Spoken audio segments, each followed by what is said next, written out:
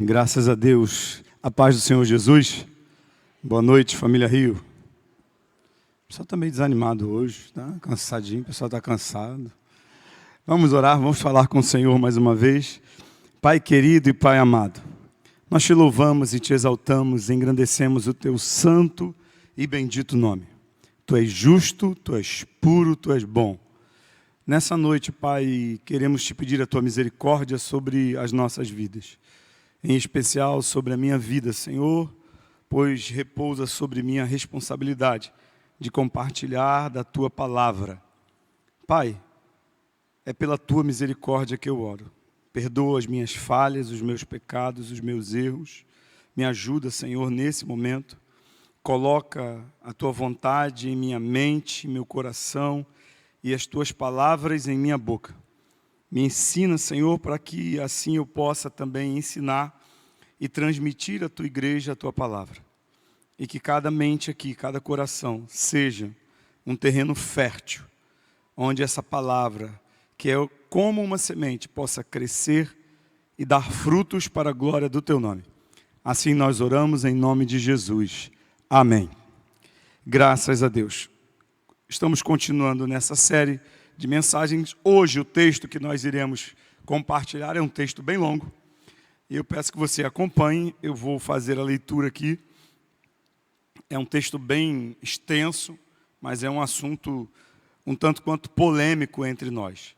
E é preciso entender algumas coisas que o Senhor quer nos fazer entender e ter a clareza daquilo que Ele quer nos ensinar. Romanos capítulo 14, nós leremos do verso 1 do capítulo 14 até o verso 13 do capítulo 15. Essa é uma perícope só, falando do mesmo assunto. 14 do verso 1 até o 15, verso 13. Então, se você puder, acompanhe aí silenciosamente essa leitura. Se você está em casa aí, acompanhe a gente também nesse momento. Aceitem o que é fraco na fé, sem discutir assuntos controvertidos. Um crê que pode comer de tudo. Outro, cuja fé é fraca, come apenas alimentos vegetais. Aquele que come de tudo não deve desprezar o que não come. E aquele que não come de tudo não deve condenar aquele que come, pois Deus o aceitou. Quem é você para julgar o servo alheio? É para o seu Senhor que ele está em pé ou cai.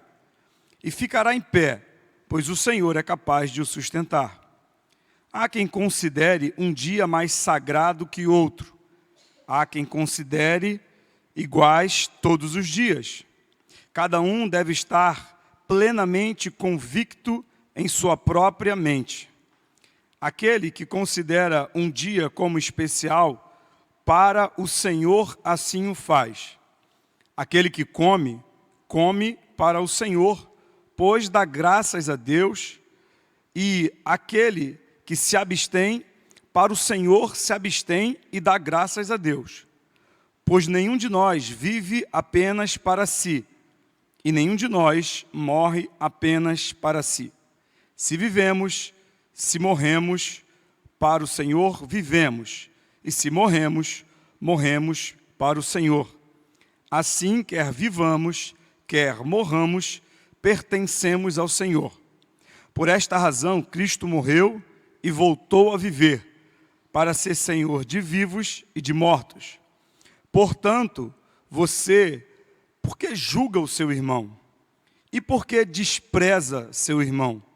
Pois todos compareceremos diante do tribunal de Deus, porque está escrito: por mim mesmo jurei, diz o Senhor, diante de mim, todo joelho se dobrará e toda língua confessará que sou Deus. Assim, cada um de nós prestará contas de si mesmo a Deus. Portanto, deixemos de julgar uns aos outros. Em vez disso, façamos o propósito de não colocar pedra de tropeço ou obstáculo no caminho do irmão. Como alguém que está no Senhor Jesus, tenho plena convicção de que nenhum alimento é por si mesmo impuro, a não ser para quem assim o considere. para ele é impuro. Se o seu irmão se entristece devido ao que você come, você já não está agindo por amor.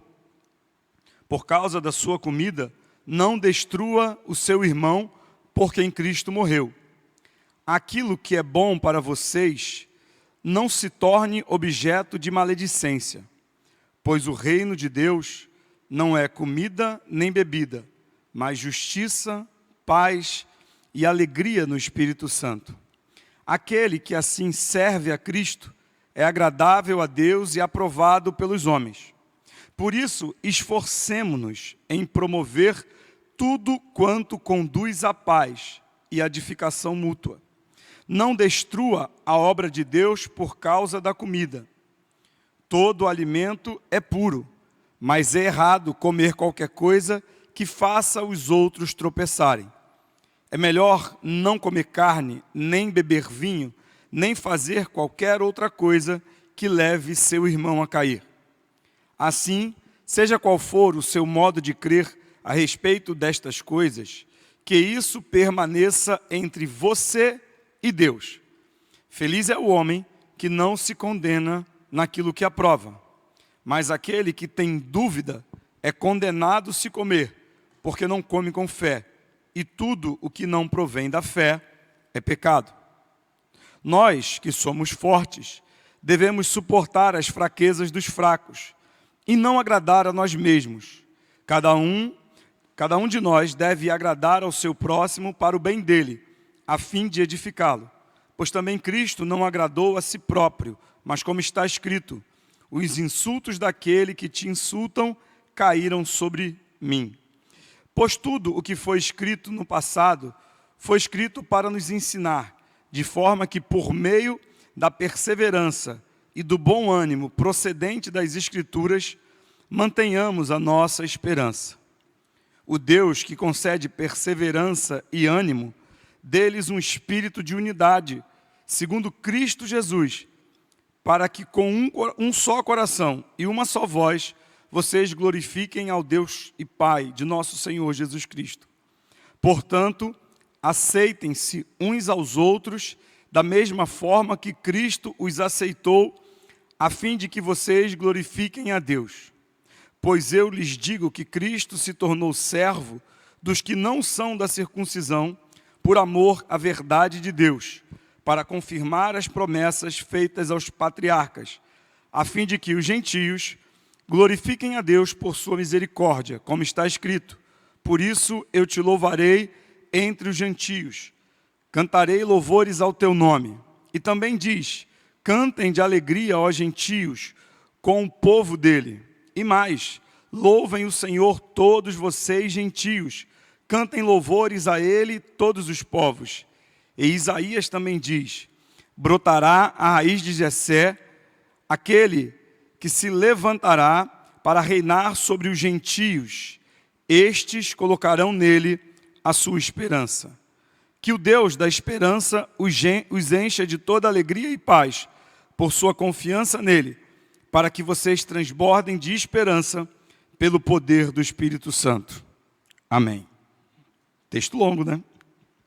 Bem, como esse texto é muito grande, eu não vou citar todos os versículos. Eu fiz um resumo de tudo que de Paulo está falando aqui, e eu vou apresentar aqui à medida, conforme a gente for falando, vocês vão identificando os textos e os versículos. Bem, primeiro eu quero que vocês entendam que Paulo está falando para pessoas que estavam discutindo sobre esses assuntos. Paulo vai dizer no verso 1 do capítulo 14, ele diz o seguinte, aceitem os fracos na fé, sem discutir assuntos controvertidos. E qual era o teor desse assunto que eles estavam discutindo? Se podia comer, se não podia comer, se deveria guardar um dia, se não deveria guardar um dia. E isso estava gerando uma divisão entre os crentes, porque os judeus, ou os judaizantes, eles guardavam todos os preceitos religiosos, mosaicos, e estavam condenando os gentios de não guardarem. De certa forma, eles queriam obrigar os gentios a guardarem todas as leis dietéticas e as leis festivas, as datas comemorativas. Como eles não guardavam, então isso gerou uma confusão. o texto diz que eles estavam em discussões controvertidas. Ou seja, de um lado havia aquele povo que achava que deveria guardar e comer só o que era permitido. Do outro lado, havia um povo que achava que não deveria guardar e que poderia comer de tudo. Paulo classifica essas duas classes de crentes. Ele chama uns de quê? Fracos na fé. E outros de fortes na fé. Crentes fracos e crentes fortes. Aqueles que acreditavam que não podia comer, que deveria guardar, que deveriam se abster de determinados alimentos. Paulo diz que esses são fracos na fé. Quanto aos outros, aqueles que comiam de tudo, Paulo chama esses, e que não guardavam as datas, Paulo chama esses de fortes na fé. Mas o tema principal aqui, que Paulo está dizendo aqui, que Paulo está abordando nesse texto, é como deveria ser o comportamento desses irmãos, tanto daqueles que eram fortes na fé, quanto os que eram fracos na fé. Para entender melhor isso, eu preciso fazer uma introdução falando um pouco sobre a antiga e a nova aliança. Na lei mosaica, havia uma distinção clara entre alimentos puros e alimentos impuros. Ou seja, a lei de Moisés, ela discriminava o que eles poderiam comer ou não. Aí você pode me perguntar, por que que Deus criou essa lei desse jeito? Bem, algumas leis dietéticas estavam diretamente ligadas à saúde das pessoas. Por que que Deus proíbe de comer carne de porco? Porque naquela época, e há muito tempo atrás, esses animais eles eram criados sem a menor higiene, não havia higiene. E imagine uma crise de diarreia no povo no meio do deserto. O povo ia morrer, todo mundo ia morrer. Não ia ter remédio para tratar todo mundo. Não ia ter água suficiente para hidratar todo mundo. Tem médico aqui, os médicos sabem muito bem do que eu estou falando. Então Deus cria algumas leis para proteger e para preservar o povo, para preservar a saúde do povo, né? E outras leis, isso é bem claro, se você fizer um estudo sobre as leis, você vai ver que isso é bem claro. O que a gente precisa entender é que essas prescrições que Deus fez para o povo de Israel, elas tinham um caráter para distinguir o povo de Israel. Então o povo de Israel ele era distinguido por essas leis. As leis identificavam quem era do povo de Israel. Só que Paulo vai dizer que já na nova aliança, depois que Jesus vem, isso não é mais necessário, porque todas essas leis foram cumpridas em Cristo Jesus. Quando Jesus morre, Jesus torna real o seu sacrifício, que antes havia sido profetizado, que antes havia sido prefigurado por uma série de argumentos que a lei apontava. Então Jesus torna caduco uma série de mandamentos. E alguns deles são esses mandamentos dietéticos, são esses mandamentos de guardar dias, datas, festivos, porque em Jesus se cumpre tudo isso. Jesus, ele é o Cordeiro de Deus, que tira o pecado do mundo. Ou seja, ele é o Cordeiro Santo, imaculado, que remove o pecado do mundo. Então a gente consegue entender que nesse sistema mosaico, essa guarda desses mandamentos, das leis dietéticas, simbolizavam a santidade em Jesus. Então, tudo isso era figura do que ia ser revelado em Cristo Jesus. Então, nós vemos no Antigo Testamento que a lei aponta para Jesus, a lei mostra para Jesus. E em Jesus se cumpre toda a lei. Jesus foi o único homem capaz de cumprir toda a lei. Ou seja, a lei cerimonial, a lei dos mandamentos de purificação, a lei dos mandamentos dietéticos, toda a lei foi cumprida em Jesus, porque Jesus foi o único capaz de cumprir toda a lei. Bem, continuando, também temos essa observância dos dias especiais, como por exemplo o sábado.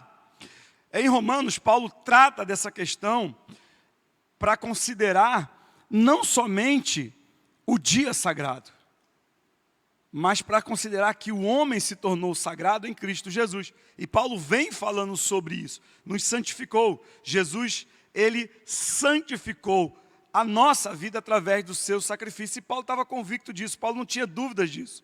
Então, Paulo não pode considerar um dia mais sagrado do que o outro, porque Jesus foi quem nos tornou aceitáveis a Deus. O que eram os dias? Os dias eram momentos em que o povo de Deus se consagrava e tornavam aquele dia mais santo. Naquele dia eles não faziam uma série de coisas, não sei se vocês lembram, mas aquela mulher que foi pega em adultério, ela estava num desses dias, era um dia de festa dos tabernáculos, os judeus estavam em Jerusalém, e parece que tinha uma galera que ficava fiscalizando o que os outros estavam fazendo, e acabaram encontrando aquela mulher em adultério. E aí foi quando levaram ela para Jesus. Então, eles consideravam aquele dia um dia especial, por isso eles dão ênfase no pecado daquela mulher. Jesus, ele nos santificou para sermos sacerdotes diante de Deus. Então, não existe mais um dia santo, não existe mais um dia especial. Na vida do crente, todos os dias são especiais. Todos os dias devem ser santificados, porque nós nos tornamos santificados através do sacrifício de Cristo Jesus. Então, essa questão de guardar um dia determinado para se santificar nesse dia, era algo que Paulo está dizendo que já não tinha mais valor. E aí Paulo vai falar também sobre, e muito assim, por alto, sobre a questão do sábado. Na questão do sábado, é um dia que você precisa escolher. O princípio do sábado é, você precisa parar um dia para descansar. Você precisa parar um dia para apreciar o que Deus fez. Você precisa parar um dia para poder se dedicar a Deus. Esse é o princípio do sábado, o princípio do descanso, o princípio de reconhecer que nós somos dependentes de Deus e Deus está trabalhando para nós. Quando nós trabalhamos, nós estamos dizendo para Deus que, ó Deus, não se preocupa comigo não, que eu resolvo meus problemas. Quando a gente descansa, a gente está dizendo para Deus, Deus, eu creio em Ti, tanto que eu posso parar, eu posso descansar, porque eu sei que o Senhor está cuidando da minha vida. Era um princípio. Mas os judeus transformaram isso em algo como se fosse não só o ritual de guardar o sábado, mas como se aquele dia fizesse toda a diferença. Você poderia fazer tudo o que você quisesse em qualquer dia da semana. Naquele dia você não fazia nada. Então não é isso que Jesus nos ensina. Nossa vida é uma vida de santidade. Na segunda, na terça, na quarta, na quinta, na sexta, no sábado, no domingo e na segunda de novo. Então nós precisamos viver em santidade assim. Terceiro, ele vai falar sobre a essência da lei. Se você pega o texto de Deuteronômio, capítulo 6, verso 5, e Levítico 19, verso 8, você vai ver que a essência da lei é o amor. Amor a Deus, acima de todas as coisas, e ao próximo. Paulo vai abordar isso aqui nesse texto, mais uma vez. Ele diz, olha, se você está comendo algo que está escandalizando o seu irmão, você está destruindo ele, onde é que está o amor nesse negócio? Se você está querendo obrigar o teu irmão a não comer algo porque você não come, onde é que está o amor nesse negócio? Porque parece que era isso que estava acontecendo naquela igreja, uma igreja que vivia em contenda, pessoas que viviam em contenda justamente por causa dessas divisões. Uns comiam, outros não comiam, e isso estava gerando contenda entre os irmãos. E se o cumprimento da lei é o amor, onde está a lei nesse aspecto? No amor. Amor a Deus e amor ao próximo. Ora, se eu amo o meu próximo, se eu realmente amo o meu próximo como a mim mesmo, eu não vou ofendê-lo, eu não vou fazer coisas para deixá-los triste, chateado, para aborrecê-lo. Paulo vai dizer aqui que a gente não faz ele tropeçar, que a gente não faz ele se escandalizar com aquilo que a gente faz. Essa é uma questão de respeito e é uma questão de amor. Porque Paulo não está falando de descrentes, Paulo está falando de crentes. Crentes fortes e crentes fracos na fé. Só que o vínculo dessa união, desse relacionamento tem que ser amor. Se eu sou forte e considero que eu posso comer de tudo, que eu posso beber de tudo, e faço isso para ofender meu irmão, para escandalizar meu irmão, ou para deixá-lo mais, para fazer com que ele se sinta menosprezado através da minha atitude, onde é que está o amor? Parece que era isso que estava acontecendo naquela igreja. A galera ia lá, comia de tudo, comia um pernil na frente do cara lá que não comia carne de porco, comia presunto na frente do cara que não comia carne de porco, e dizia que ele era fraco. E Paulo está dizendo, onde é que está o amor nisso? Se o que você faz está trazendo escândalo para o seu irmão, você já não ama, você já não segue a Cristo, você já não é servo de Cristo Jesus. E ele vai dizer no versículo 6, né, no versículo 5, né, que as pessoas consideram uns mais sagrados que outros. Mas se elas consideram algo mais sagrado do que outro, é para ela e para Deus. Não tem nada a ver contigo, você não tem nada a ver com isso. São coisas independentes. Se o irmão acha que não tem que comer, não é porque você come que você vai lá e vai ficar querendo convencer ele a comer. Da mesma forma, o contrário. Se você come e o irmão não come, o irmão que não come não pode querer convencer você a não comer, só porque ele não come. Então Paulo está dizendo que tem que ter amor nessa relação, porque o cumprimento da lei é o amor. Paulo, em Romanos 13, do verso 8 ao verso 10, ele vai dizer sobre isso, né? Que o cumprimento da lei é o amor. Ou seja, a lei, Jesus fala isso, que o maior mandamento é amar a Deus acima de todas as coisas, e ao seu próximo como a ti mesmo. Desses dois mandamentos é que depende toda a lei. Toda a lei está relacionada ao amor a Deus e ao amor ao próximo. Quarto, ele vai falar sobre juízo e responsabilidade pessoal. Bem, no contexto da lei mosaica, havia um complexo sistema legal. E esse complexo sistema legal era claro, patente, que os assuntos ali estavam relacionados a julgamento e a punição. Ou seja, você cometia uma transgressão, você era julgado e punido. Era isso que os judeus faziam. Os judeus, eles viviam sob essa perspectiva. Errou, você vai ser julgado e condenado. Errou, julgado e condenado. E quando os judeus se converteram, quando eles encontraram com Cristo Jesus, eles ainda trouxeram muito disso. Eles trouxeram na bagagem esse código, esse contexto da lei mosaica, de julgamento e de punição. Então, eles queriam condenar as pessoas que estavam comendo aquilo que eles não comiam. E aí Paulo afirma aqui que nós não podemos julgar, que essa não é a nossa função, essa não é a missão da igreja. E ele vai dizer aqui, ó, todo mundo vai comparecer um dia diante do tribunal de Cristo Jesus. Todo mundo um dia vai se dobrar diante de Deus. Então eu não posso, Deus não me dá o direito de ser juiz ou árbitro de alguém. A Bíblia é quem faz isso. E lá no juízo final, Deus vai fazer. E qual é a relação disso do Antigo Testamento com o Novo Testamento? Bem, Deus é o juiz supremo. É o soberano juiz, absoluto, justo juiz. E em Jesus, ele já fez o juízo necessário acerca da condenação. O castigo que nos traz a paz, que castigo é esse? Condenação pelo pecado. Foi imputado sobre Jesus. Jesus, ele recebe a ira de Deus como resultado do julgamento dos nossos pecados. Deus nos julgou e nos condenou à morte. Jesus entra no nosso lugar, nos tira desse banco, nos tira desse lugar de condenação, assume a nossa culpa porque ele era inocente, e como inocente ele pôde assumir a nossa culpa, e ao assumir a nossa culpa, ele recebe o castigo da nossa condenação em nosso lugar. Jesus recebe esse castigo, ou seja, é imputado sobre Jesus a ira de Deus. Quando Jesus diz lá na oração, afasta de mim esse cálice, se for a tua vontade, afasta de mim esse cálice. Que cálice é esse? É o cálice da ira de Deus. Ou seja, Deus está despejando em Jesus, na cruz do Calvário, a ira dele sobre todo o pecador. Então, nós não podemos exercer esse juízo, porque quem faz juízo é Deus, só Deus pode julgar. Mas a Bíblia nos manda e nos ensina a cada um de nós julgar as nossas próprias ações. Paulo vai dizer isso lá em Coríntios, no capítulo 11. Examine-se, pois, o homem a si mesmo.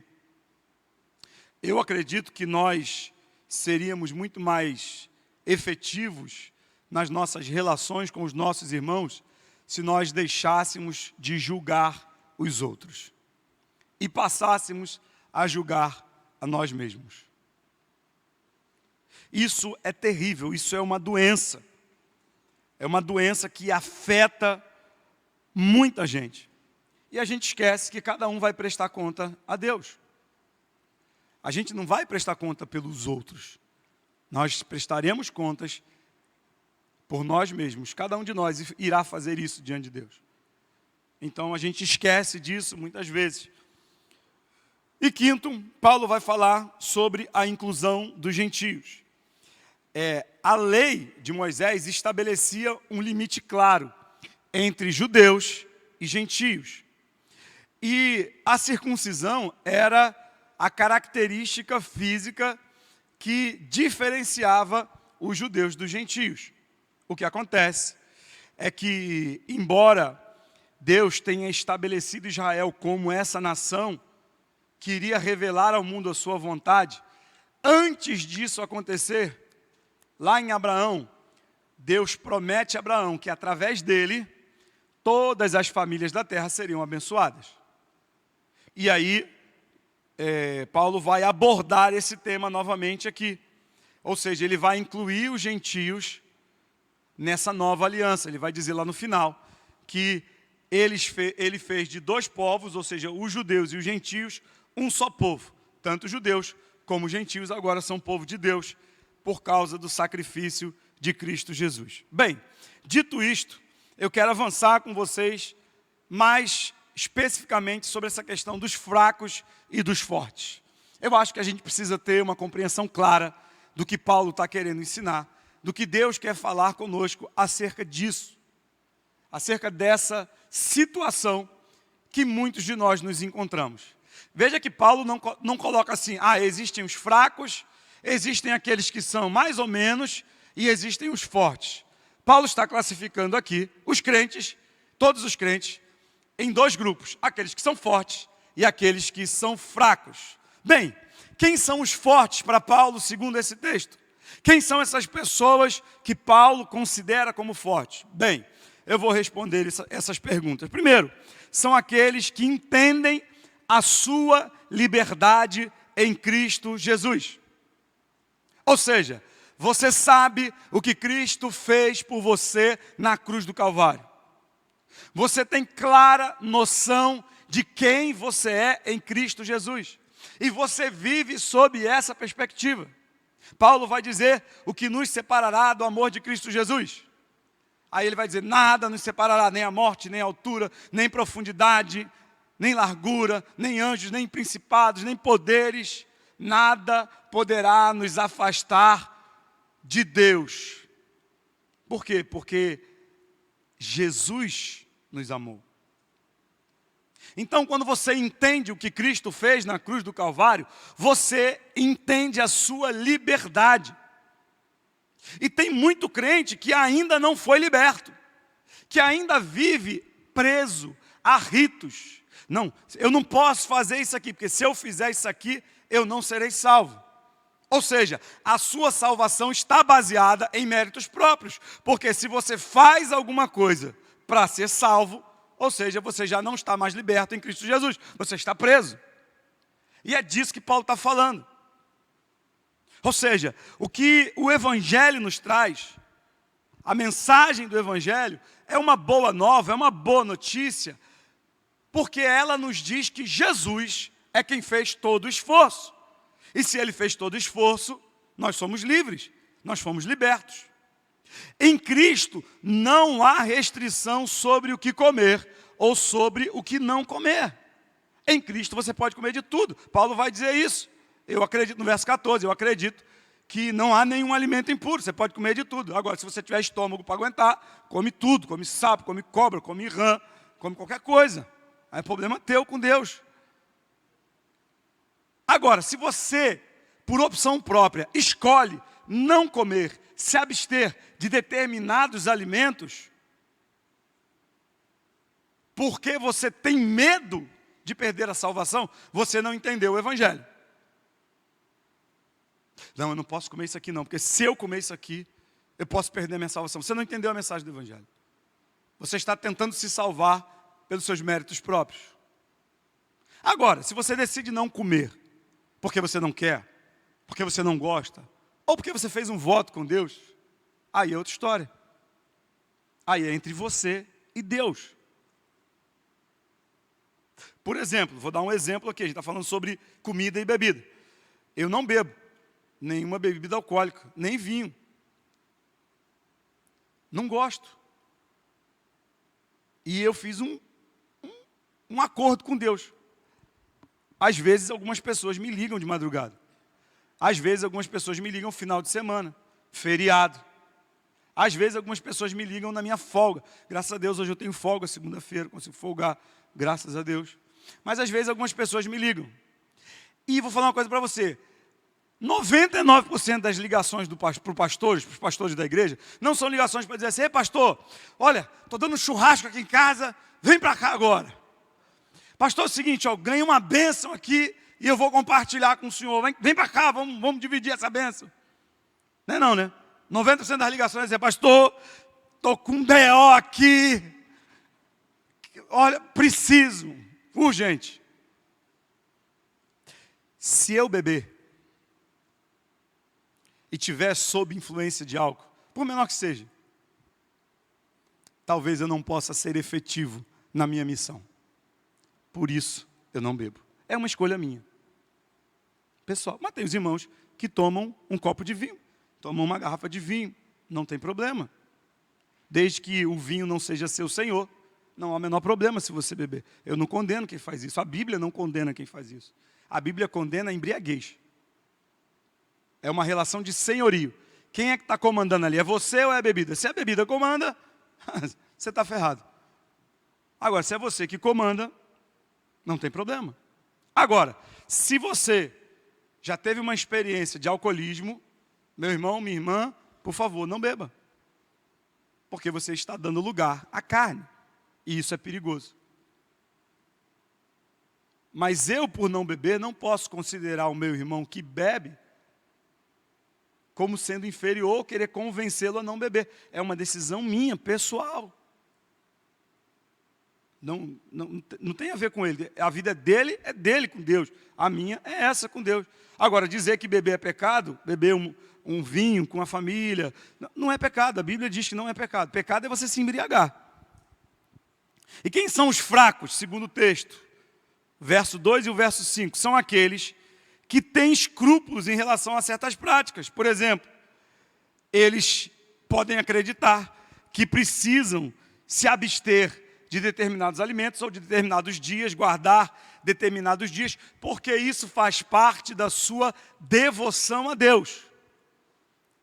Ou seja, Deus não vai me aceitar se eu não fizer isso. Deus não vai me aceitar se eu cortar o cabelo. Deus não vai me aceitar se eu não raspar ou se eu não depilar o meu sovaco. Gente, isso não tem nada a ver com fé.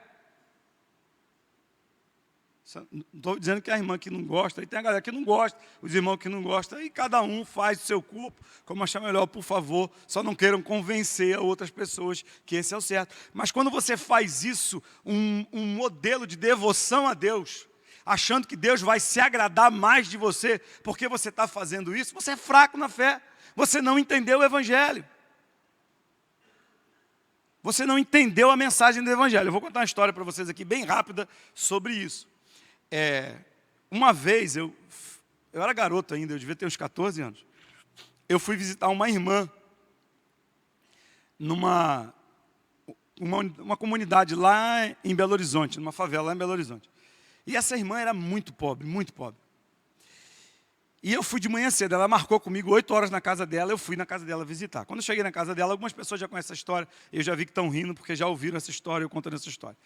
E eu cheguei na casa dela, e ela tinha preparado um prato desse tamanho assim, fundo, lá em Minas, de papa de maisena. Olha, eu não posso sentir cheiro de papa de maisena, porque se eu sentir cheiro, eu vomito na hora. Na hora, maisena, cremogema, passa perto de mim assim, eu vomito. Ela fez um prato desse tamanho assim, ó. Aí quando eu entrei na casa dela, eu senti o cheiro e já engulhou aqui, né? Já. Aí ela, ô irmão Massal, que bom que você veio, aquela alegria. A casa dela era bem pequenininha. Era um cômodo só e um banheirinho assim do lado de fora da casa dela. E aí ela fez uma mesa assim, ela arrumou a mesa toda bonitinha, botou o prato lá, botou canela em cima. Olha, meu querido, eu fiz para você com muito carinho. Aí eu fiquei assim sem graça, né? Aquela minha cara de besta assim que eu faço quando alguém vem falar comigo, eu não lembro o nome. Aí eu fiquei assim tentando. Aí ela, o que foi? Você tem algum voto de não comer papa? Aí que lá chama mingau, né? Aqui chama papa. Aí eu falei, não, irmã, não tem não. Era para eu ter falado, né? Eu, não tem não. Você não gosta, é? Mas eu fiquei tão constrangido com a situação que eu fiquei com medo de falar que não gostava. Aí eu falei, mas se eu não gostar, se eu não comer, eu vou estar ofendendo essa irmã, porque ela é pobre, ela fez com carinho esse negócio aqui para mim. Eu vou ter que comer esse negócio. Aí eu falei, Jesus, me ajuda. Eu peguei o prato, meu irmão, peguei o prato. Só de lembrar me dá vontade de vomitar. Eu mandei para dentro, comi rapidão assim, para nem sentir o cheiro. Aí ela, ai, você gostou? Espera aí que tem outro. Aí foi. Aí pegou outro, botou assim na mesa. Aí eu falei, não, estou satisfeito, muito obrigado. Não, mas come pelo menos um pouquinho. Eu falei, não, minha irmã, muito obrigado, meu irmão, agradeço. Não precisa. Depois eu tomei 1 litro d'água para ver se o cheiro saía, o gosto saía. Eu estou falando isso, irmão, porque às vezes nós usamos isso como um argumento da nossa fé, e não pode ser. A nossa fé não está baseada em nada que nós façamos ou deixamos de fazer.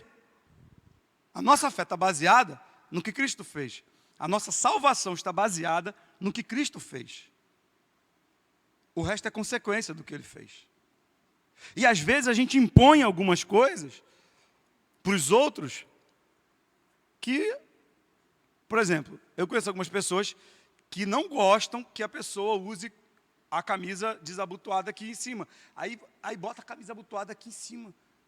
Aí um dia desse eu fui numa igreja e eu estava com a camisa dessa, eu gosto muito de camisa polo. Aí o irmão olhou para mim e falou assim, pastor, não é bom um pastor ficar andando com a camisa desabotoada, mas é a camisa dessa daqui, tá, polo?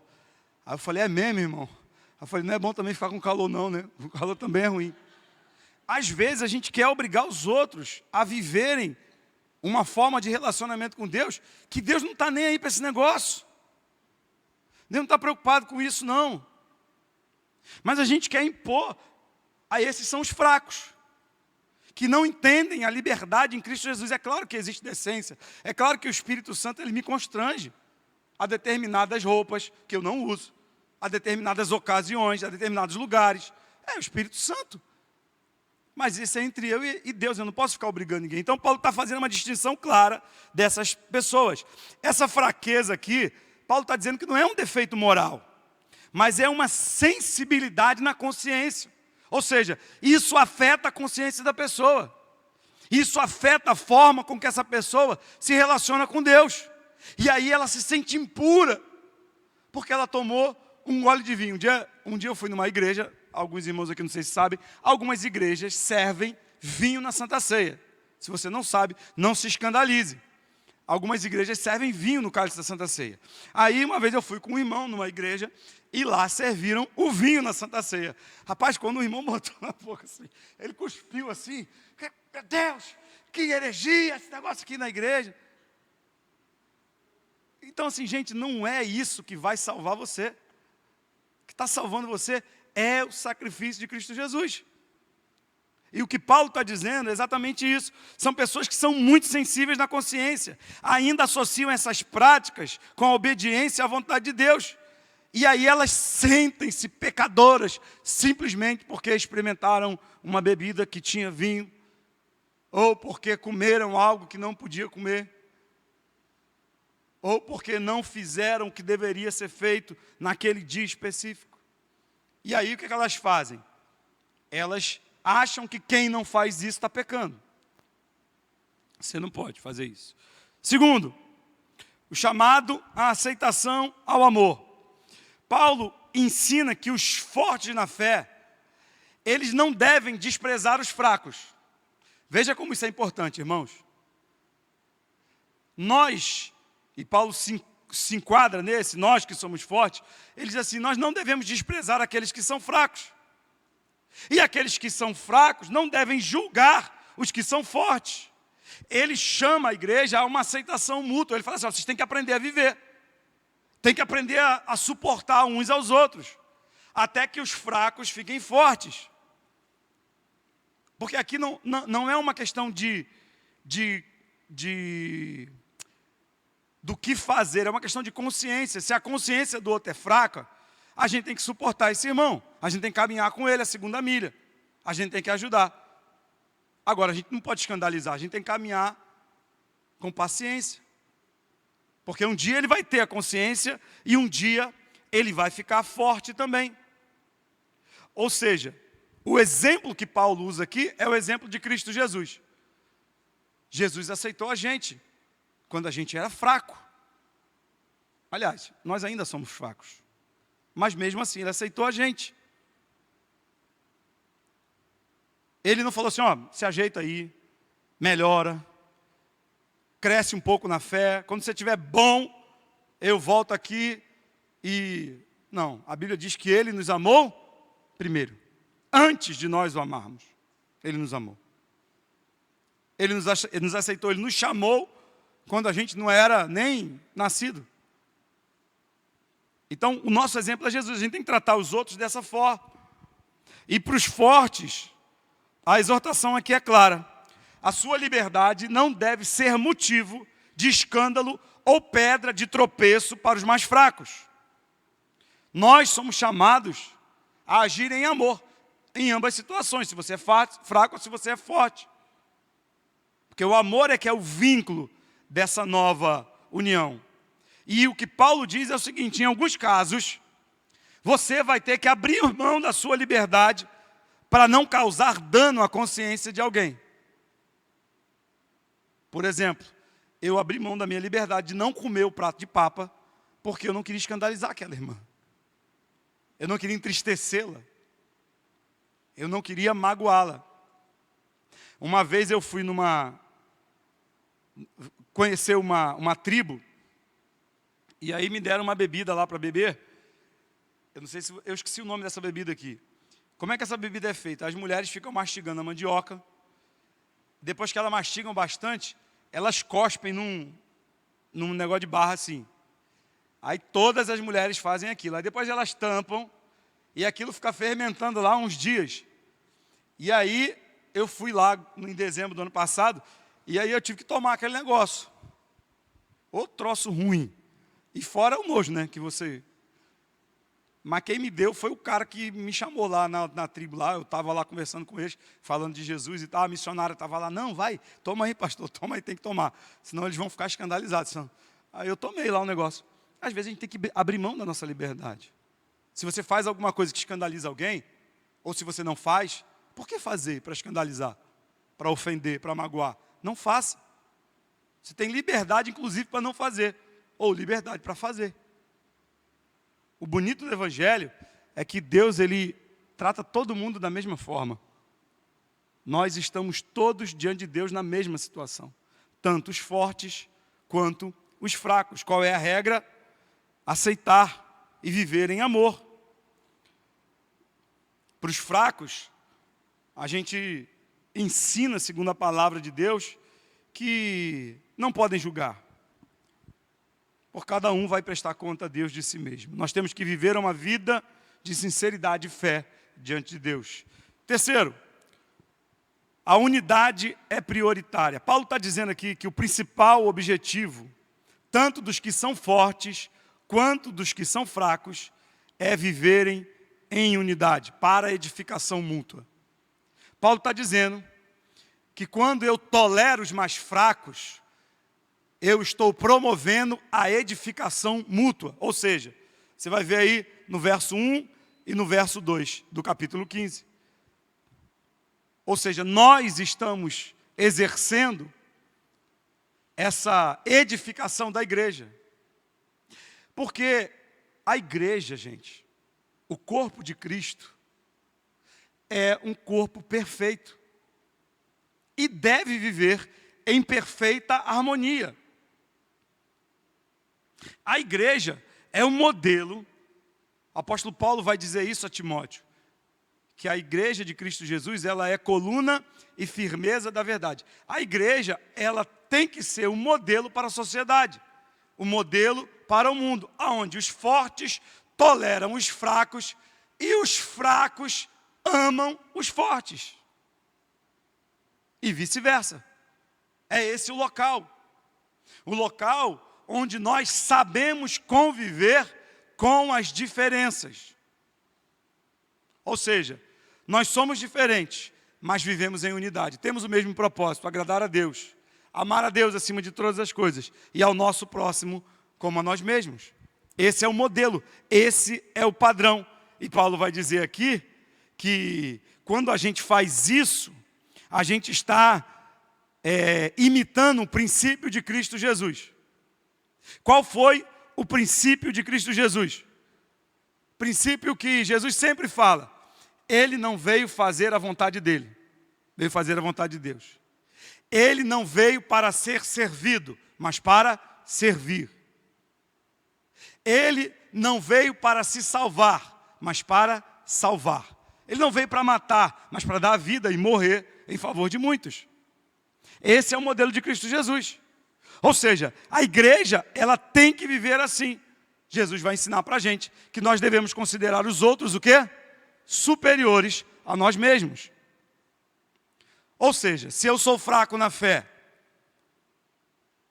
vejo que o meu irmão, que é forte na fé, ele come e faz determinado tipo de coisas que não são pecados, é claro, e eu amo esse meu irmão, adoro a Deus e amo esse meu irmão, se eu estou vivendo dessa forma, eu estou vivendo em unidade. E da mesma forma que o meu irmão, que é forte, me vê como fraco e ele me ama e vive comigo, nós estamos vivendo em unidade. Esses valores são os valores que nós devemos buscar, e não disputas, e não, práticas externas que valorizem o exterior em detrimento do que há no interior. É isso que Paulo está querendo dizer. Paulo vai além, né? A gente tem que agradar e amar os outros mais do que a nós mesmos. Essa é a realidade da Bíblia.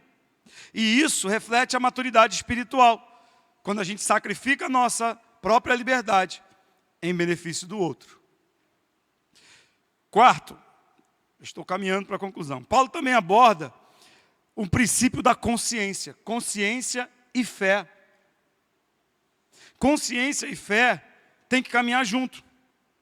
Ele afirma que cada um tem que ter a sua própria convicção. Aí ele diz assim, bem-aventurado aquele que não se condena naquilo que aprova, porque aquilo que não é feito de fé é pecado. Ou seja, se você está na dúvida, meu irmão, não faça.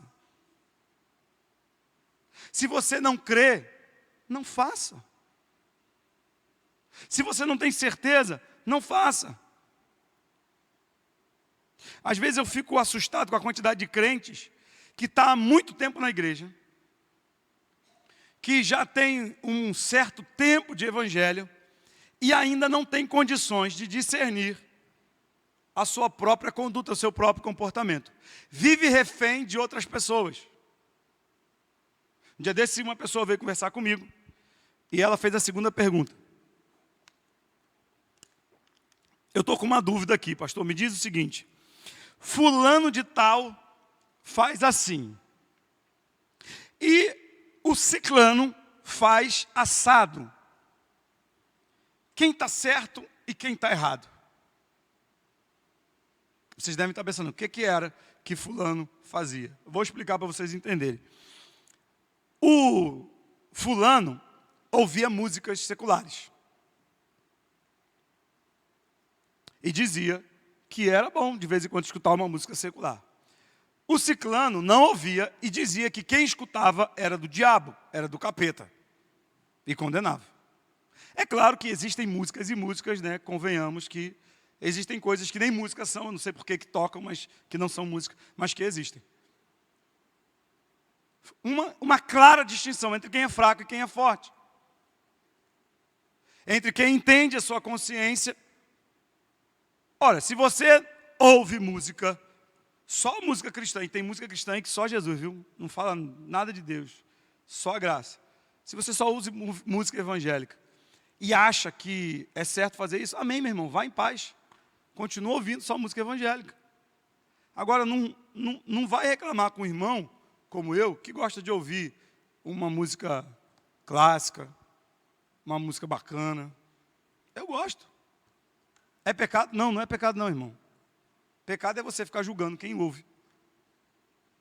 Agora, mais do que ouvir música, eu ouço a Bíblia. Um dia desse eu estava no carro, e uma pessoa entrou, e eu estava escutando a Bíblia. Aí, o irmão falou assim, pastor, não tem nada melhor para ouvir, não? Aí eu falei, rapaz, se tu achar alguma coisa melhor do que a Bíblia para ouvir, bota aí. Tem alguma coisa melhor do que a Bíblia? Aí o irmão, né? Para mim é música, eu fico ouvindo a Bíblia o dia inteiro, para mim é música. Eu ando na moto com um fonezinho no ouvido, só ouvindo a Bíblia. Mas não é pecado, a gente precisa entender isso. A nossa consciência, ela tem que estar baseada na verdadeira liberdade cristã, que é exercida pela nossa fé, na convicção naquilo que estamos fazendo. Se você vive para agradar ao Senhor, se a sua vida é para agradar ao Senhor, glória a Deus por isso. É isso que Paulo está dizendo aqui no texto. Porém, se alguém pratica algo sem fé ou com dúvida em seu coração, ou seja, você não acredita que aquilo é bom, você não acredita que aquilo é mal, você não sabe se está fazendo certo, você não sabe se está fazendo errado, então está pecando. Paulo vai dizer que está pecando. A nossa consciência, ela traz paz diante de Deus. Uma consciência redimida traz paz diante de Deus. Um dia desse eu estava escutando uma música acho que é do U2, né? É do U2, acho que é do U2. Grace, o nome da música. É do U2, né? Quem conhece essa música? Acho que é do U2. É do U2, né? Adelson. Tu é evangélico, né? Ele é dos evangélicos. Ele não ouve. O nome da música é Graça. Eu estava escutando essa música, aí foi um dia de fonte lá em casa. Eu estava escutando, aí chegou um menino lá da fonte e falou, peraí, pastor, U2? Você está ouvindo U2? Eu falei, estou ouvindo. Você já ouviu essa música? Não, peraí, pastor. Escuta essa música aqui. Pronto, está aí, escutem essa música. Grace, o nome da música. E bota a tradução, se você não entende de inglês. A música é linda, fala da graça de Deus. Fala da graça de Deus. É a música perfeita. Mas é U2. O problema é do U2, mas a música é bonita. A música está falando de Deus e do amor de Deus. Tem muita gente que não tem a vida legal e está cantando um montão de música evangélica aí, de música gospel. E a gente canta e a gente não sabe. Enfim, é a consciência. E o que nós queremos aqui como Igreja Rio é que nós tenhamos uma maturidade de consciência e fé.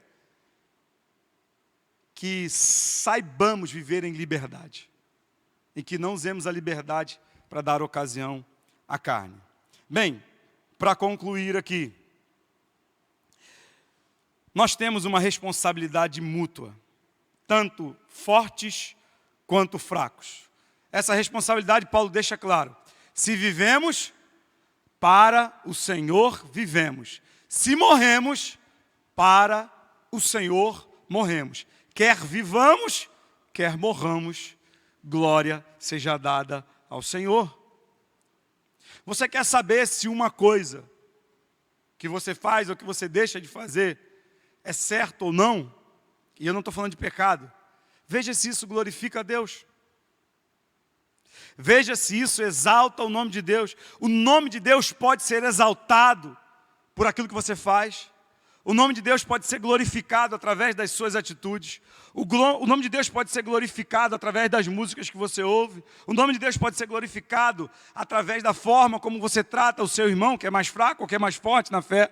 O nome de Deus pode ser glorificado através daquilo que você come. Me diga se sim ou se não. O que Paulo está dizendo é isso aqui.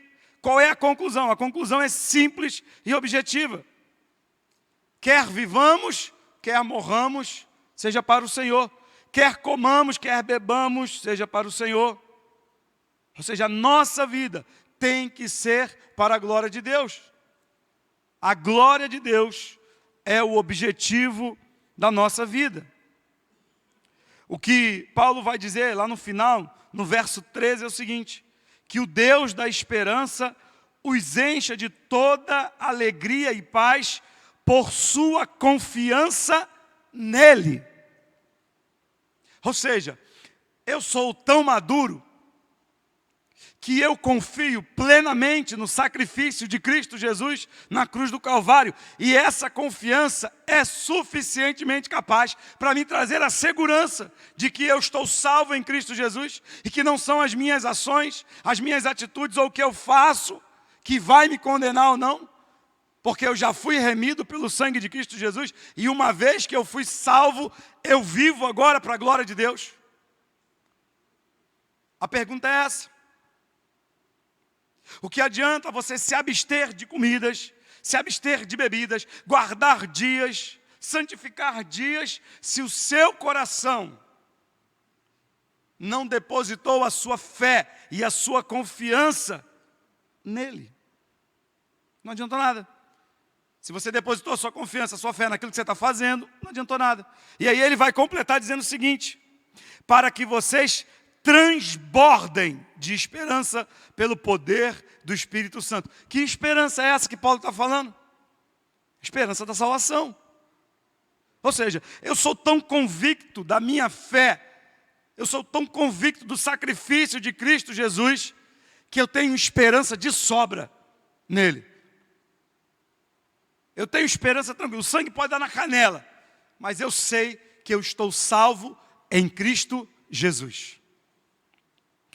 Bem, concluindo, Paulo ensina que os fortes na fé, aqueles que entendem a sua liberdade em Cristo, devem ser pacientes e amorosos com os fracos. Aqueles que ainda estão engatinhando na fé. E ao mesmo tempo, os fracos não devem julgar os fortes, mas devemos viver uma vida em amor para a glória de Deus. A fé em Cristo Jesus, a sua fé em Cristo Jesus, te dá liberdade para viver? Ou você vive ainda aprisionado, escravo de uma série de ordenanças? Reflita sobre isso, fique de pé, vamos orar para encerrarmos. Pai querido, nós te louvamos e te adoramos. Agradecemos o teu nome, que é tão poderoso, e agradecemos o teu sacrifício na cruz do Calvário, Jesus, que nos garantiu a salvação. Em ti nós temos liberdade para nunca mais pecar. Nós temos liberdade para uma consciência tranquila, para uma fé viva, não baseada no que nós fazemos, mas baseada naquilo que o Senhor fez por nós na cruz do Calvário. Que possamos viver em amor e unidade, entre fracos e fortes, visando a edificação do teu corpo para a glória do teu nome. E nos conduz, Senhor, para alcançarmos a maturidade que tu propõe para cada um de nós. Que cada um de nós mantenha o seu vaso em honra para a glória do teu nome. Leva-nos em paz aos nossos lares, continua conosco, Senhor, no decorrer dessa semana, a programação do sábado, do Dia das Crianças aqui no Prado, em Aldeia, Senhor, que seja um dia de salvação, que o Senhor possa, Senhor, tocar naquelas crianças, nas famílias de cada criança, Senhor, que estará conosco nesses dias, para que o teu nome seja glorificado através da tua palavra e através dessa programação. Assim eu oro, Senhor, gratos a ti por tudo, em nome de Jesus. Que o amor do nosso eterno Deus, aquele que nos ama e que nos garantiu através do sacrifício do seu Filho Jesus a salvação. Que a graça do Filho, aquele que na cruz do Calvário nos outorgou a salvação, e que a consolação, o poder e a comunhão do Espírito Santo seja sobre todos nós, desde agora e para todos sempre. Todos dizem amém. Tenha uma ótima semana em nome de Jesus.